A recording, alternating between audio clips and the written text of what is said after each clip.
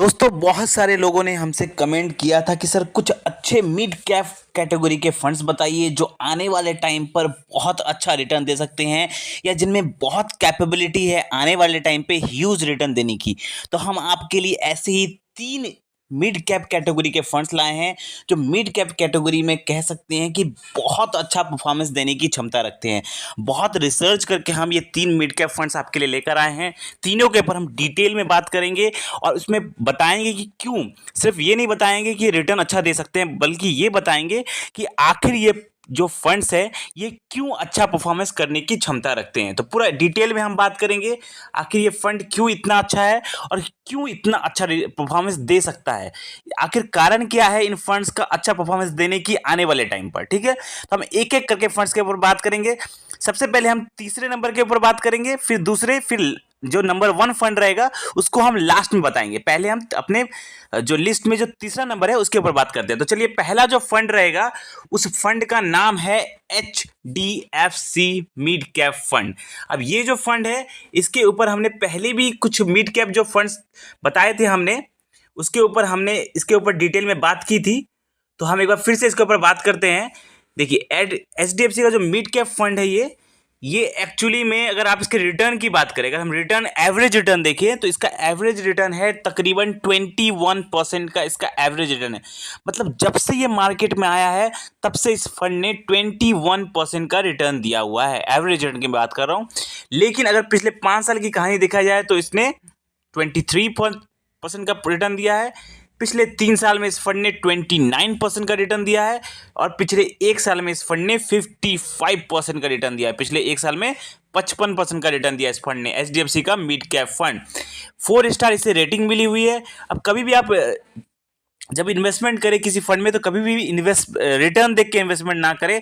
हो सकता है इस फंड ने अच्छा परफॉर्मेंस दिया है, लेकिन आने वाले टाइम पर देगा या नहीं ये देखने के लिए आपको देखना होगा उस फंड की होल्डिंग्स, किन किन कंपनीज में पैसा लगा है, इक्विटी सेक्टर में कितना पैसा लगा है, ये सब देखकर ही आप इन्वेस्टमेंट कर सकते हैं। तो अगर हम होल्डिंग्स की तरफ चले तो इस फंड का तकरीबन 68 कंपनीज में इनका पैसा लगा हुआ है।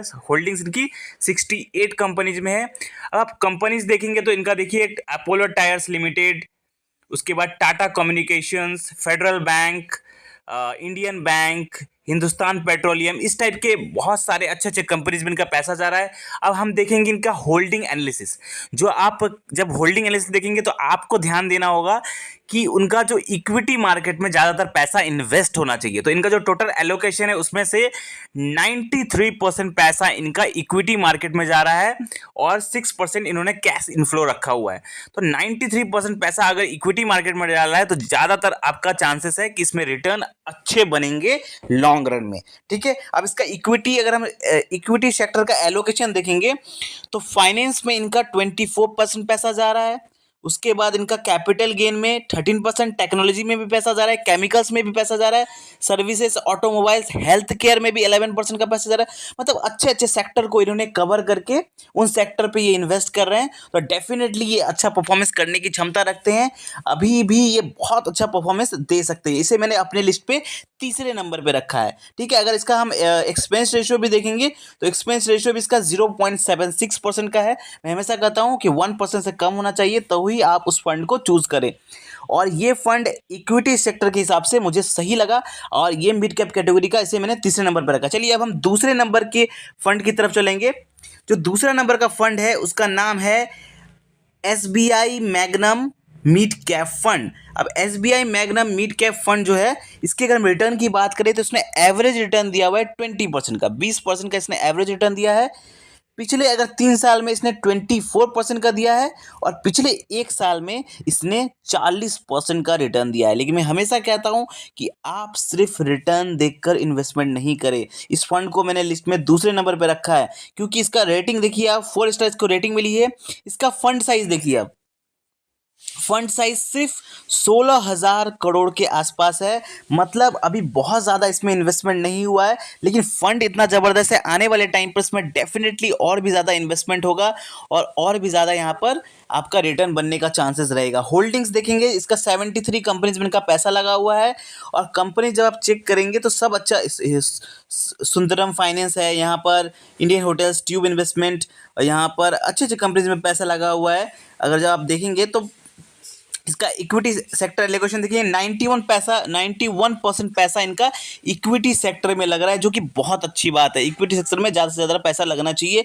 इक्विटी सेक्टर का जब एलोकेशन देखेंगे तो आपका automobile, service, finance, health care, capital gains, chemicals, textiles, construction, इन सब सेक्टर में इनका पैसा डिवाइड होके इन्वेस्ट हो रहा है। और इनका अगर एक्सपेंस रेशियो देखा जाए तो इनका 0.84% का इसका एक्सपेंस रेशियो है। तो ये वाला जो फंड है जिसे हमने लिस्ट पे दूसरे नंबर पे रखा है, ये भी फंड आने वाले टाइम पर बहुत अच्छा परफॉर्मेंस दे सकता है मिड कैप कैटेगरी का। इसे मैंने अपने लिस्ट पे दूसरे नंबर पे रखा है। चलिए अब हम अपने लिस्ट के नंबर 1 फंड की तरफ चलते हैं। उस फंड का जो नाम है, वो फंड का नाम है Motilal Oswal mid cap fund. अब ये Motilal Oswal mid cap fund, इसके बारे में मैंने बहुत बात की, क्योंकि मुझे लगता है कि ये जो फंड है ना, बहुत ज़बरदस्त होने वाला है आने वाले टाइम पे। मिड कैप कैटेगरी में ये नंबर 1 फंड मुझे लगता है। क्यों लगता है, इसके ऊपर बात करेंगे। रेटिंग की बात करें, इसे 5 स्टार इसकी रेटिंग मिली हुई है। पहले हम रिटर्न की तरफ चलते हैं। अब इसका रिटर्न देखिए, जब से ये मार्केट में आया है तब से इसने एवरेज रिटर्न तकरीबन 24% के आसपास का रिटर्न दिया है इसने। इसका अगर हम पिछले 3 साल का रिटर्न देखेंगे तो 34% का रिटर्न है। 34% का इसने पिछले 3 साल में रिटर्न दिया है। पिछले 1 साल में इसने 57% का रिटर्न दिया है। ठीक है, रिटर्न के मामले में तो इसका कोई सवाल ही नहीं है कि रिटर्न बहुत ज़बरदस्त दे रहा है। लेकिन मैं हमेशा कहता हूं, जब आप इन्वेस्टमेंट करेंगे तो कभी भी रिटर्न देख के सिर्फ इन्वेस्टमेंट ना करें, आप उसकी होल्डिंग्स चेक करें। उस फंड का एनालिसिस करने के लिए उसका इक्विटी सेक्टर एलोकेशन चेक करें। तो हम चलिए देखते हैं इसका होल्डिंग्स कितना है। इसका होल्डिंग 20 कंपनीज में इनका पैसा लगा हुआ है। फंड साइज भी बहुत कम है। अगर आप फंड साइज देखेंगे तो 8,400 CR के आसपास इनका फंड साइज है। अभी बहुत अंडररेटेड है। आने वाले टाइम पर देखिएगा इस फंड में कितना अच्छा रिटर्न और देखने को मिलेगा आने वाले टाइम पर, क्योंकि इसमें अभी उस हिसाब से इन्वेस्टमेंट अभी हुआ नहीं है। लेकिन जब इसमें इन्वेस्टमेंट, अच्छा फंड है, जब इसमें इन्वेस्टमेंट बढ़ेगा डेफिनेटली आपका रिटर्न भी बहुत अच्छा बनेगा।